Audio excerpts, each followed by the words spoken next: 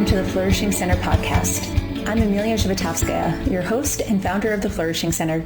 We are training the change agents of the world and equipping them with research-based tools for healthy, happy, and successful living, and we're so grateful that you're here. Each episode features 3 sections. First is the Science Says section, where we summarize a recent research study and show you how to put the science into action. Next, we give you a research-based life hack with simple strategies for incorporating positive psychology into your life for greater well-being. And then our Practitioner Corner is where we interview someone who's out there living, breathing, and spreading positive psychology in their own unique way. Learn about how they're growing their personal and professional work and get inspired with strategies for how you might use positive psychology in your own life. Thanks for listening, and let's dive in. In today's Science Says, learn how behavioral synchrony impacts how people feel as a result of being immersed in a group. In the Life Hack section, learn what science has to tell us about how to get in the zone. In our Practitioner Corner, learn more about the project Happier by the Minute and the inventor that's making it happen. Let's dive in.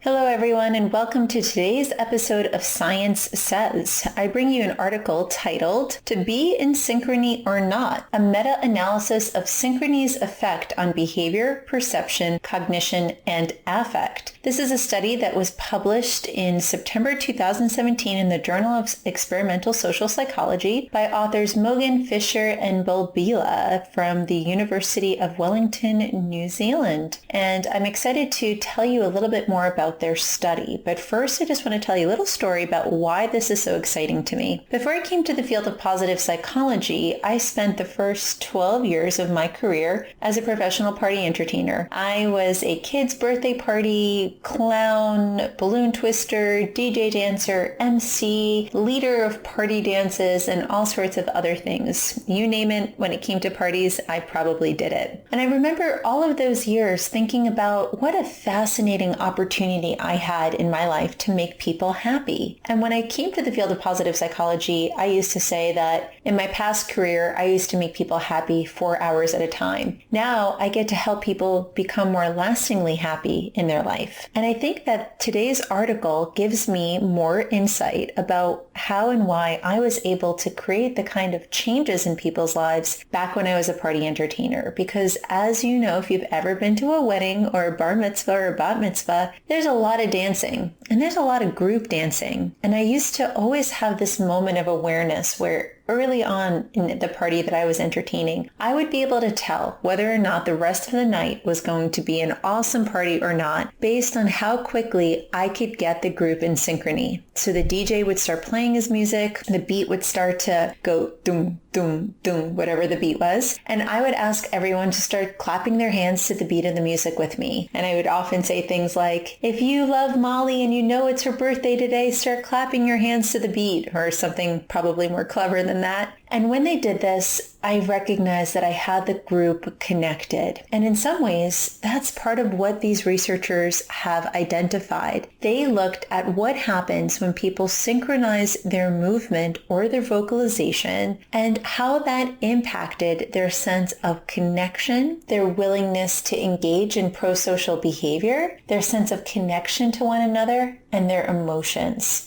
This research study in particular is what's called a meta-analysis. A meta-analysis is when researchers take many other research studies that have been conducted on a similar topic, and they put all of those research studies together to make a new study. In particular, they found 42 independent studies that met their criteria. And from those 42 studies, they were able to put together 4,327 different participants with which to make their analysis. What they found was that compared to control conditions, those who engaged in synchronous behavior had an impact to their willingness to be pro-social, meaning do things for others, or to be kind, or to be other-centered. They also found small effect, but an effect on things like social bonding, social cognition, and positive emotions. One of the things that this study was also looking at was, does group size matter? And I found it particularly fascinating that what they found was that group size did matter, but not in the direction I thought. One would think that the bigger the group, the more synchrony you have, and therefore the more positive emotion you get. What they found was the opposite, that once the groups got too big, they actually lost some of the benefits of synchronous movement. One of the reasons they suspect this might be the case is that the benefit of moving in synchrony is this behavioral melding between you and others, something that has been referred to in many other areas of research, this blurring of self and others. And this can actually create many positive changes within our cognition, within our body. Blurring of self and others is something that happens when we engage in behavioral synchrony, whether we be taking a Zumba class and dancing around, or going to church and singing along with the songs, or just gathered around the table and engaging in a prayer with your family where you close your eyes and you say a blessing for the food, or drum circles, or running in a marathon. What they found is that when we engage in these activities, that line between self and others blur,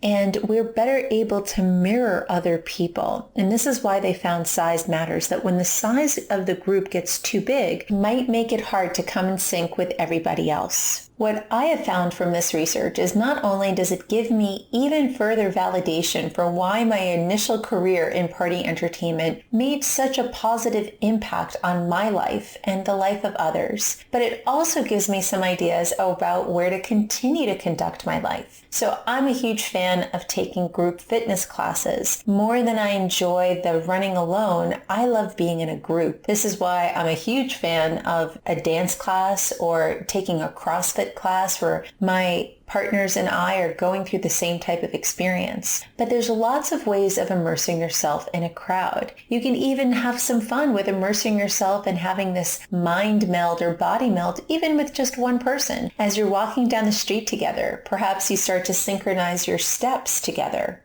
In this article, the authors cite Emil Durkheim. He was the one who coined the term collective effervescence. This was used to describe the emotional effects of what happened when people took part in rituals. Durkheim stated, once the individuals are gathered together, a sort of electricity is generated from their closeness and quickly launches them to an extraordinary height of exaltation. On that, Jonathan Haidt offered the hypothesis that we humans are like bees that need to be a part of a hive. He calls this the hive hypothesis, and that when we do this, when we get together with others in social groups, working towards a common purpose, in particular, ones where we synchronize our activity, we unite ourselves with others, and this emotional blend creates this spiritual connection that we have beyond ourselves to all others. How might you put this science into practice? Where in your life do you have opportunities to both immerse yourself in a crowd, not necessarily needing to go to a stadium or a concert hall filled with thousands and thousands of people, but on a smaller level? Might you take on partner dancing or a fitness class or join a group run? What are the opportunities you have all around you to start immersing yourself in a crowd and getting some of this behavioral synchrony? Hope you've enjoyed this episode of Science Says, and you use the science to create a little bit more synchrony in your life, and therefore have an opportunity to increase your pro-social behavior and the way that you feel about yourself and others. Next up, we have our life hack. Today's life hack is all about how to get into the flow. Flow is defined as a psychological state where we tend to find ourselves absorbed intently in what we're doing. Dr. Martin Seligman refers to it as being one with the music. And there are many activities that we can partake in that bring us a state of flow. They often tend to be activities when we are creating things, whether it be music or art or writing. They also tend to be times where we're engaged in physical activities that are strenuous or mental activities that are strenuous that require a lot of exertion of effort and a lot of focus. But they can also be really relaxing activities. such as assembling a flower arrangement and just being fully absorbed in what you're doing. The researcher, Dr. Mihaly Csikszentmihalyi, has identified what's called the flow chart. This flow chart is a formula that helps us identify how we can get more flow in our life by balancing out our strengths with the task at hand. This chart looks at low to high strengths and low to high challenges. He says that if that activity is low in its challenge and your strengths or ability to handle the particular challenge are low, you're going to be apathetic. You're not really going to care much about the activity. Whereas if the challenge is high and your strength is low, you're going to experience some anxiety. You're going to feel anxious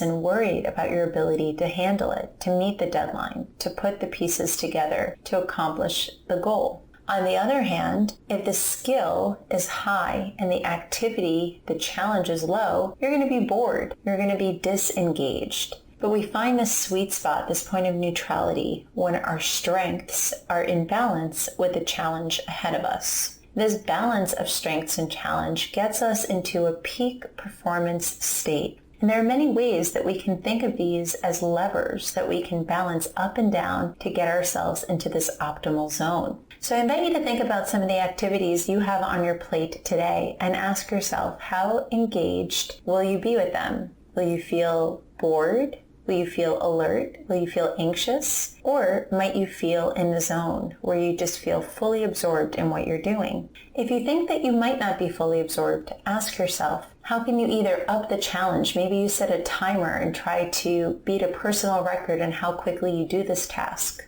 Or maybe your anxiety level is a little bit higher than you'd like for it to be, and you ask yourself, how can I break this activity down into its smallest chunks so that I don't experience anxiety as I'm going through this? Play with this idea of balancing your strength and the challenge or task at hand, and you'll find yourself in the state that we call in the zone. Join me next for our Practitioner Corner. Hello everyone. With me today I have Stacy Yates-Seller. She is creator of Happier by the Minute. She's also a graduate of our Positive Psychology certification course that she did in San Francisco, California. And she's also a graduate of our coaching certification program. Stacy is the mother of 2 gorgeous boys and the wife of a cool, hot Scottish dude, as she describes him. That I manifested. I totally manifested him. Yes. Stacy, it is so great to have you with us. Thank you. Thank you so much. I also did the Flourishing Skills workshop too. I mean, whatever I can take, I take from the Flourishing Center because it is just, there's so many great things. It is like an a la carte menu that it has everything you could ever want. Thanks, Stacy. So Stacy, tell us, what is Happier by the Minute? Well, it's funny because it started as my class project in my CAP course, which I stumbled upon as I was asking the universe to send me guidance and surround me with like-minded people and help me figure out what my next iteration of myself is. And I came across the CAP class, and then I took it really because at the end you have to do a project that says how you are going to deliver this to the world, the positive psychology. And when I started the course, I was like, I have no idea, but I'm going to do it anyway. And then, of course, by the end, I came up with this idea, being a busy mom with a full-time career, running a pretty big multi-million-dollar, multi-location business. I realized there's a lot of busy people out there. And so I decided to create Happier by the Minute, which is little 1-minute videos with tools of positive psychology that are free online. Then I will build from there, but that's how it started, is just get it out there quickly and easily for people who are super busy. Oh, I love that. Thank you, Stacy. And tell us more about your background and what brought you to positive psychology. Oh my goodness. Well, I have been a searcher of it, and I use my air quotes, I would say all my life. People will be really, really surprised to know that I have a lot of depression in my family and that I was really depressed and had a lot of anxiety and insecurities in high school. So I was always searching. And, before there were TED Talks and YouTube, there were those cassette programs from Dale Carnegie and Earl Nightingale, Zig Ziglar, and of course Napoleon Hill. And so I was always reading and searching, and it just has always been part of my life. And then I felt like when I found the CAP course, it definitely was like, that's it. All this stuff I've been studying is actually under a name called positive psychology, and it's all under one roof. And so it was really amazing to find that course and have it accessible to me as opposed to going to get the master's. Yeah, awesome, Stacy. And before you even came to this, you'd been an entrepreneur for many years as well, right? I have. I am my own lesson in failure is okay. I've tried all kinds of different ways with writing a book and doing a cable show, and when cable was before, again, YouTube, and writing a radio show. And those things never quite clicked. But in the meantime, as it does, life happens. I created a career in helping some other people building a really great business. But within that business, I was able to really do a lot of coaching and development for teams. And so it's always been there. It's always been in my daily life. So it's just kind of all coming together now. I'm just a late bloomer. Beautiful, Stacy. And how are you using positive psychology now? In my personal life, it's changed so much in my relationships with my family, how I work with my kids, certainly at work with my husband, but then how I want to deliver it is really exciting in putting together the videos. And then I have an Instagram page where, I try to give happiness hacks through what I'm doing in my daily life. So it's really real and relevant. I do workshops I have a child with special needs, so I do a year-long workshop in the school district for other moms with special needs. I also teach a class at an alternative school here for teenagers about how to start using the skills of positive psychology now, early on, while they're in the height of when they need it the most. Yeah, there's a lot. Everywhere. It touches me, and I try to be a distributor of positive psychology as much as possible.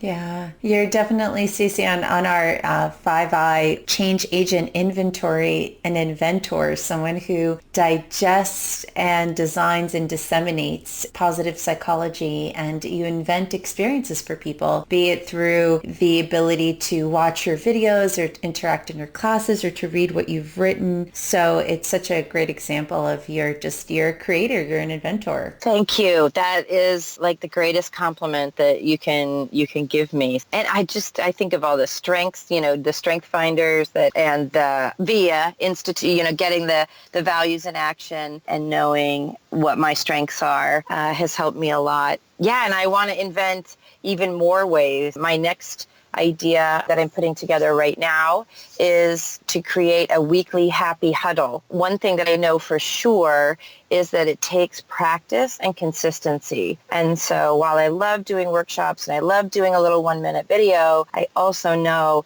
that you've got to create some habit of consistency around it. And so I'm going to put together just a little half an hour phone call where people can call in weekly, and they can choose a different time, and they can call into this group call where for about 15 minutes, we talk about a skill and a tool. Maybe we even do it on the call, because sometimes I can give you the idea, but you won't actually go do it.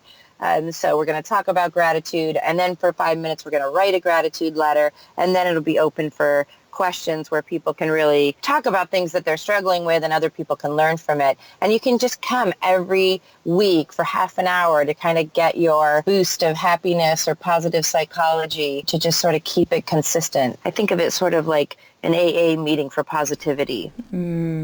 I love that, Stacy. I remember when I was first starting off as a coach, one of my clients, one of my positive psychology coaching clients had come to me and said, in this moment of what she seemed to express as shame, she said, Amelia, I sometimes go to AA meetings, but I don't have a drinking problem. I actually don't drink. Yeah. I just really appreciate the community and just like being able to go somewhere where you just hear other people's stories and can feel like you connect to people. And that was my first moment of going, oh my gosh, that's so true. Like we don't have Mm-hmm. places in our communities where we can go to where you just want to connect with other people and that we have to pathologize something being Mm. wrong before people are able to get this kind of group support.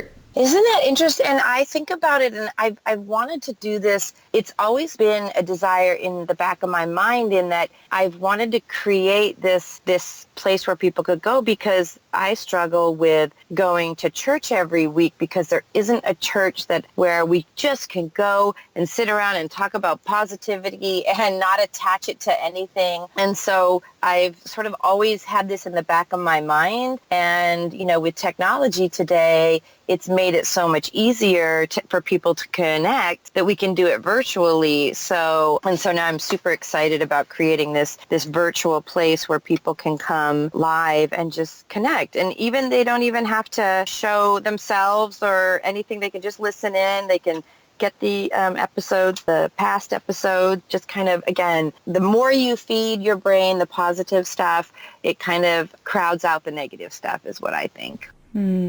Absolutely. And what are some of the different positive psychology practices that are your favorites? Oh, well, I've been doing vision boards for a very long time. Gosh, I would say 15 years. I took a course and some workshop and was introduced to them long before The Secret. Actually, I knew about The Secret before Oprah did. And so Now vision that's a boards. secret. Exactly, exactly. So, I mean, I'm a big fan. I'm a big fan of what you think about, you bring about. And so certainly that I'm a big fan of primers, which I kind of think of what a vision board is, but attaching something to another activity, a habit that you do all the time. So thinking of 5 things that you're grateful for every time you brush your teeth. I'm a big fan of Post-it notes around the house, on the refrigerator, like, you are amazing, you're more beautiful than you know. I also certainly, the biggest, the greatest, the all-time, if you could do anything it's going to change your life, is just gratitude. And I started that practice when I was in a little 600 square foot apartment, in debt, injured, single, miserable, overweight. And I just was in bed going, you know what, I just have to start. And it was, I'm grateful that I have a bed to sleep in. I'm grateful that I have a refrigerator and has food in it. But then my life has just exponentially grown to where I just have so much to be grateful for. And so I use those opportunities to talk about how much I'm grateful as much as I possibly can. Thank you, Stacey. And I'm curious, I know that you've been through so much in your life. What are some obstacles that positive psychology has helped you overcome? Oh, that is a really good question. I think the biggest one is the negative mind chatter and having a growth mindset. I'm a big fan of Carol Dweck, and I use that with my kids, but I also use it in my own, just my negative mind chatter and really challenging that. Certainly, I watched the positive psychology course from Harvard that Tal Ben-Shahar taught, which anybody can watch, and it's really amazing. But his permission to be human has really helped me forgive myself for when I'm frustrated or angry. But you know what? It's the human condition, and I think that is one of the most helpful things in knowing, is accepting our humanness. Earlier, you mentioned that you also work with your own son with special needs and that you support parents in doing the same. And I'm curious, what within our skill set has been helpful for you? Because this is typically an area that we don't see a lot of when it comes to positive psychology traditionally. Well, I think one of the biggest challenges for parents with kids with special needs is that they spend so much time on their children and getting them the right services that they need and support that they need. And it's really a battle. You have to know so much. It's a lot to navigate. And we have a lot of support groups in how to, navigate an IEP and how to work with the school and how to get great services. What we don't have is, or what I found is, we didn't have the support to rebuild ourselves and refuel ourselves. And so I made it clear early on that this group was not about our kids in directly, but it was about how to build up our own strengths and refuel ourselves to be able to serve them better and help them. So it really is where we talk about the strengths of the moms and where they are at their best, and reminding each other of all the great things we're doing. Even in a day where everything seems to go wrong, we're still doing a great job. And so it's really just trying to remind them that even when it's hard, they're doing amazing. Anything else that's on your mind in the field of positive psychology today, or how you're applying positive psychology, that you'd love for our listeners to learn? Again, I think that it's the consistency.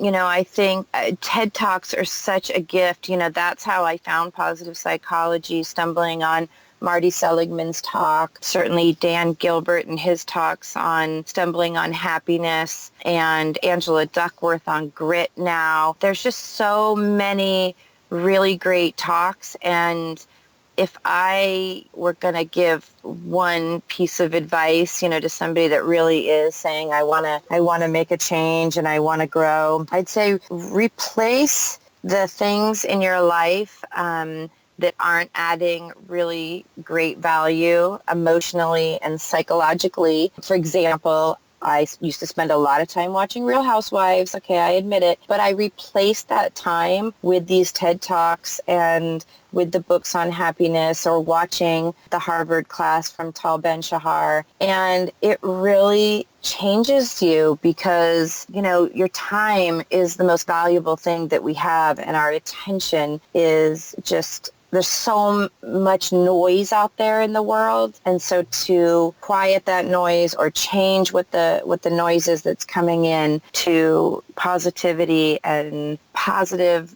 things that you can do to improve your life, it literally will change your life. And so that is, just surround yourself with it. And honestly, the minute you start looking at positive psychology and the books and the TED Talks and the courses and it's like drinking water from a fire hose. There's just so much great stuff. Really, I just want to quit my job, move to an island in Bali where I can just study all the time, because there's so much great stuff. And you just keep digging at it and just keep it playing in your head. I love that, Stacey. I can see your character strengths of love of learning and curiosity and interest in the world just pouring on out of you. Yeah. And I love, again, then translating it.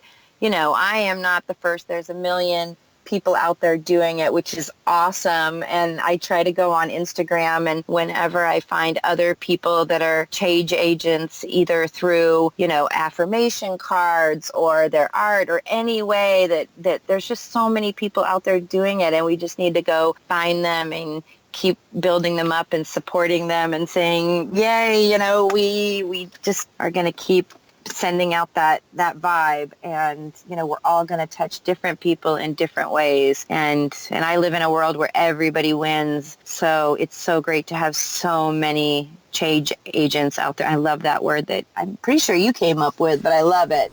Thanks. I definitely didn't come up with it, but we definitely integrate it. One of the things I want to highlight in what you just said there, Stacey, is that so many people who are inventors on our model, one of the challenges that they can sometimes go through is that they are so passionate. They love this information. And by definition, because we love to share, we also love to learn. And to teach is to learn. And so because inventors are constantly loving to take in information, they also can get stuck, because one of the things that can happen is they take in so much information that they think to themselves, one, where do I start? I don't even know where to begin. There's just so many good things out there that I want to share. And they get information constipation, where there's so much that they want to share with people. That's why I love how you've really taken in to heart the understanding that I'm going to keep it simple, happier by the minute, little digestible chunks at a time, which is so important because people can get so overwhelmed by just the quantity of information that's out there that they want to share with the world. And then the second is what you said around how inventors can get stuck because they think to themselves, well, it's already been done. There's already a TED Talk on this, and Barbara Fredrickson talks about that. And the key to being a successful inventor is recognizing that while, yes, other people might have been expressing this topic, you are still unique in how you express it, or the specific audiences that you want to bring this to. And so focusing on moms of children of special needs, or focusing on high school students that are going on into transition, and focusing in much more specific ways is so important to being a successful inventor and actually getting this work out in the world. Otherwise, what happens is people just hold on to it, and they're likely to just keep it to themselves without ever having shared it. 100%. And I am totally guilty of this. You definitely, there is so much information and there's so many great people that there is a where do I fit in? And we've talked about it in positive psychology calls and workshops, is this imposter syndrome too, that, well, who am I to talk about this? I don't have a PhD. I didn't go to Harvard. I didn't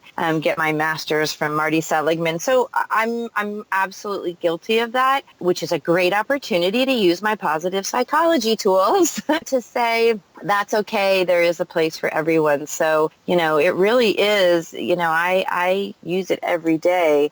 And then I also have the challenge of where, do I do webinars? Do I write a book? Do I do workshops? Do I teach this in businesses, to kids, to moms? So that really is a real challenge where, I think two things that have come out of the Flourishing Center that are really helpful is one, coaching. So either using a coach, and I met so many great people in the coaching class that we help each other. So you definitely need support. You need someone to hold you accountable and help you get curious. And then part two is just to have an attitude of yes, just start with yes. Some of these things are just coming to me, and people, the moms of the kids, ask me to, put on the group, and then the school, found me and asked me to do the talk. And I just say yes and say, which one starts feeling like me and which one felt great and which one do I want to expand on? So just have that attitude of yes and get curious and